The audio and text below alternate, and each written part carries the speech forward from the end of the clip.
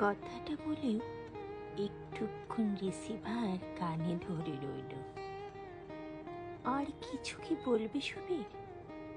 কিছু না হোক, নিছক কুশল জিজ্ঞাসা, ছোট্ট দুটো শব্দ, কেমন আছো? দুজন পরিচিত মানুষের সাধারণ সৌজন্য বিনিময়। না, জয়া টেলিফোন ধরলে কখনোই অপ্রয়োজনীয় কথা বলে না সুবীর। দরকার ছাড়া একটি বাক্যও অপচয় করে না। কবেই বা করত? চিরকালই তো এরকম আত্মসর্বস্ব। জয়া নিঃশব্দে রিসিভার নামিয়ে রাখল।